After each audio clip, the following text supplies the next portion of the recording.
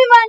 So, നമ്മുടെ എക്സാമിന് നിങ്ങൾക്ക് ഉറപ്പായിട്ടും ചോദിക്കാൻ ചാൻസ് ഉള്ള ഒരു ക്വസ്റ്റ്യൻ ആണല്ലോ പിക്ചർ ഡിസ്ക്രിപ്ഷൻ എന്നുള്ളത്. സോ ഇവിടെ കൊടുത്തിട്ടുള്ള ഈ ഒരു പിക്ചർ കണ്ടാൽ തന്നെ എൻ്റെ മക്കൾക്ക് മനസ്സിലായിട്ടുണ്ടാവും അല്ലേ ഏത് ചാപ്റ്ററിൽ നിന്നാണ് ഈ ഒരു പിക്ചർ കൊടുത്തിട്ടുള്ളത് എന്നുള്ളത്.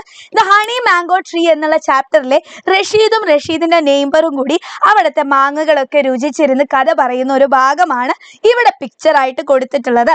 ഇതുപോലെ എക്സാമിന് നിങ്ങൾക്കൊരു പിക്ചർ ഡിസ്ക്രിപ്ഷൻ എന്ത് ചെയ്യാൻ പറ്റും, പ്രതീക്ഷിക്കാൻ പറ്റും കേട്ടോ. അപ്പൊ പിക്ചർ ഡിസ്ക്രിപ്ഷൻ എഴുതുമ്പോൾ നിങ്ങൾ എന്തൊക്കെയാ ശ്രദ്ധിക്കേണ്ടതെന്ന് അറിയോ എൻ്റെ മക്കൾക്ക്? നിങ്ങൾ എന്ത് എഴുതണം?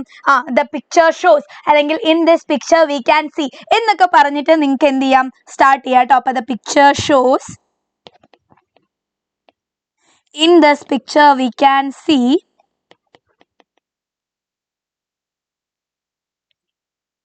അല്ലെങ്കിൽ ദ പിക്ചർ ഈസ് അബൌട്ട് എന്നൊക്കെ പറഞ്ഞിട്ട് എൻ്റെ മക്കൾക്ക് ആ ഒരു പിക്ചർ ഡിസ്ക്രിപ്ഷൻ സ്റ്റാർട്ട് ചെയ്യാം. പിന്നെ എന്താണ് എഴുതേണ്ടത്?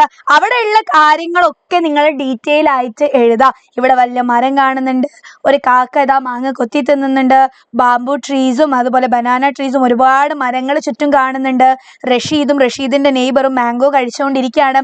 ഈ കാര്യങ്ങളൊക്കെ നിങ്ങൾക്ക് ഈ പിക്ചർ നോക്കിയാൽ മനസ്സിലാവില്ലേ? ഈ കാര്യങ്ങളൊക്കെ എഴുതി കഴിഞ്ഞാൽ എന്തായി, നിങ്ങളുടെ പിക്ചർ ഡിസ്ക്രിപ്ഷൻ സെറ്റായി. വളരെ ഈസിയാണ്. Picture shows in this picture we can see എന്നൊക്കെ പറഞ്ഞ് നിങ്ങൾ സ്റ്റാർട്ട് ചെയ്താൽ മാത്രം മതി. ഓക്കെ, അപ്പൊ നമ്മുടെ ആൻസർ നമുക്ക് നോക്കിയാലോ. In this picture we can see Rasheed and his neighbour sitting under the shade of a large honey mango tree. അപ്പൊ നമുക്ക് അറിയാലോ ഇത് റഷീദും അതുപോലെ തന്നെ റഷീദിന്റെ നെയ്ബറും ആണെന്ന്. അപ്പൊ സ്റ്റോറിയിൽ നിന്നുള്ളത് ആയതുകൊണ്ടാണ് മിസ് ഇത് റഷീദാണ് റഷീദിന്റെ നെയ്ബർ എന്നൊക്കെ എടുത്ത് എഴുതിയത്. ഇനി സ്റ്റോറിയുമായിട്ട് റിലേറ്റഡ് അല്ലാത്ത പിക്ചറും ചോദിക്കാം. അപ്പൊ ആ പിക്ചറിൽ എന്താണോ എന്റെ മക്കൾ കാണുന്നത് അത് അങ്ങോട്ട് എഴുതി വെച്ചാൽ മതി കേട്ടോ. നോക്കിക്കേ, in this picture we can see Rasheed and his neighbour sitting under the shade of a large honey mango tree. അപ്പൊ ഈ ഒരു പിക്ചറിൽ നമുക്ക് എന്താണ് കാണാൻ പറ്റുന്നത്? റഷീദും റഷീദിന്റെ അയൽവാസിയും ആ ഒരു വലിയ ഹണി മാംഗോ ട്രീയുടെ തണലിലിരിക്കുന്നതാണ്. Tasting the sweet ripe mangoes that have grown on the tree in Rashid's yard. ഇവർ എന്താണ് ചെയ്തുകൊണ്ടിരിക്കുന്നത്? നല്ല പഴുത്ത മാങ്ങകൾ, നല്ല മധുരമുള്ള മാങ്ങകൾ ടേസ്റ്റ് ചെയ്തുകൊണ്ടിരിക്കുകയാണ് അല്ലെ. ഇവിടെ വളർന്ന മാങ്ങകളാണ് റഷീദ് ഖാൻ നമുക്ക് പറയാം. റഷീദ് ഖയുടെ യാർഡിൽ മുറ്റത്ത് വളർന്ന നല്ല പഴുത്ത മാങ്ങകൾ അവരിങ്ങനെ ടേസ്റ്റ് ചെയ്തുകൊണ്ടിരിക്കുകയാണ്. Both of them are enjoying the juicy golden mangoes with big smiles on their face. അല്ലേ, അപ്പൊ രണ്ടുപേരും വളരെ സന്തോഷത്തോടെ വളരെ എൻജോയ് ചെയ്ത ആ ഒരു നല്ല ജ്യൂസി ആയിട്ടുള്ള, മിസ്സിന് പറയുമ്പോൾ തന്നെ വായിൽ വെള്ളം വരുന്നു, ആ ഒരു ജ്യൂസി ആയിട്ടുള്ള നല്ല മഞ്ഞ നിറത്തിലുള്ള മാംഗോസ് ഒക്കെ വലിയ പുഞ്ചിരിയോടുകൂടി ആ ഒരു സന്തോഷത്തോടു കൂടി അവർ കഴിച്ചുകൊണ്ടിരിക്കുകയാണ്. Behind them the mango tree stands tall, its branches full of bright ripe fruit.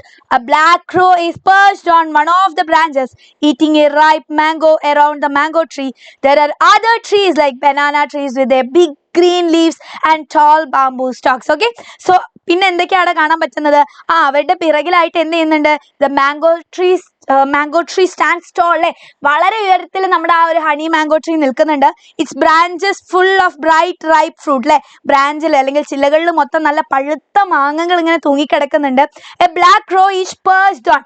Perch ചെയ്യാന്ന് പറഞ്ഞാൽ സിറ്റ് ചെയ്യുക എന്നാണ് കേട്ടോ, ഇരിക്കുക എന്നുള്ള മീനിങ് തന്നെയാണ്. ഇപ്പൊ ഒരു മരത്തിന്റെയോ കൊമ്പിന്റെ ഒക്കെ മുകളിൽ ഇരിക്കുമ്പോൾ നമ്മൾ പേർച്ച് ചെയ്യാന്നാ പറയാ, ബേർഡ്സ് ഒക്കെ ഇരിക്കുന്നതിന്. അപ്പൊ അവിടെ ഇരുന്നുകൊണ്ട് എന്ത് ചെയ്യുന്നുണ്ട്? Eating A ripe mango. അല്ലെ, ഒരു പഴുത്ത മാങ്ങ ഇങ്ങനെ കൊത്തി കൊത്തി തിന്നോണ്ടിരിക്കല്ലേ. നോക്കിക്കേ, കൊത്തി തിന്നോണ്ടിരിക്കുകയാണ് അല്ലെ. അപ്പൊ ഒരു റൈപ്പ് മാംഗോ, പഴുത്ത മാങ്ങ ഇങ്ങനെ കൊത്തി തിന്നോണ്ടിരിക്കുകയാണ്. ആൻഡ് അറൗണ്ട് ദ മാംഗോ ട്രീക്ക് ചുറ്റുമായിട്ട് നമുക്ക് വേറെ എന്തൊക്കെ കാണാൻ പറ്റും? There are other trees like banana trees with their big leaves. അല്ലെ, വലിയ വാഴയുണ്ട് അല്ലെ, വാഴ വെച്ചു എന്നൊക്കെ പറഞ്ഞിട്ട് വാഴ അപ്പൊ ഫേമസ് ആണ്. ഓക്കെ, അപ്പൊ വാഴ വലിയ ഇലകളൊക്കെ ആയിട്ടുള്ള വലിയ ലീവ്സ് ഒക്കെ ആയിട്ടുള്ള വാഴകളുണ്ട്. ബാംബു സ്റ്റോക്സ്, ബാംബു ട്രീസ് കാണാൻ പറ്റുന്നുണ്ട്. കോക്കനട്ട് ട്രീസ് ഉണ്ട്, അതൊക്കെ നിങ്ങൾക്ക് എഴുതാം. Creating A Lush and peaceful atmosphere in the garden. Lush എന്ന് പറഞ്ഞാൽ വളരെ ഗ്രീൻ ആയിട്ടുള്ള ആ ഒരു അറ്റ്മോസ്ഫിയർ എന്നാണ് കേട്ടോ. ആ ഒരു ഗാർഡന്റെയും അടിപൊളി ആയിട്ടുള്ള അറ്റ്മോസ്ഫിയർ ആണ് ആ ഒരു പിക്ചറിൽ കാണിക്കുന്നത്.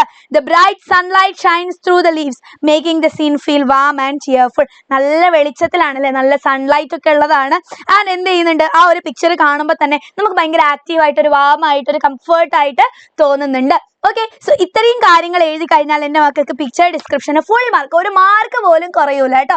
ആൻഡ് ഇത്രയൊന്നും എഴുതിയിട്ടില്ലെങ്കിൽ നിങ്ങൾ എന്താണോ കാണുന്നത്, ഓരോരുത്തർ കാണുന്നത് ഡിഫറെൻ്റ് ആയിരിക്കില്ലേ. വീട് കാണുന്നുണ്ടാവും ചിലവർ, പിന്നെ വേറെന്താ കാണുന്നത്, അവിടെ ഒരു തൈ കാണുന്നുണ്ട്, അവിടെ ഒരു നൈഫ് കാണുന്നുണ്ട്.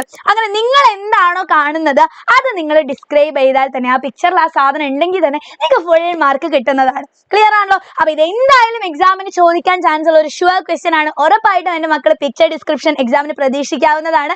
ഈ വീഡിയോ ഇഷ്ടപ്പെട്ടിട്ടുണ്ടെങ്കിൽ എല്ലാവരും ലൈക്ക് ചെയ്യുക. എല്ലാവർക്കും എക്സാമിന് ഫുൾ മാർക്ക് കിട്ടും, ഉറപ്പാണ് കേട്ടോ. ഓക്കെ, അപ്പോൾ എല്ലാവരും വീഡിയോ ലൈക്ക് ചെയ്യുക. താഴെ കുറച്ച് യെല്ലോ ഹാർട്ട്സും കൂടി മിസ്സിന് വേണ്ടിയിട്ട്, മിസ്സിനോടുള്ള സ്നേഹം കാണിക്കാൻ കമൻറ്റ് ചെയ്യുക. ആൻഡ് എല്ലാവർക്കും all the best for the exams. By.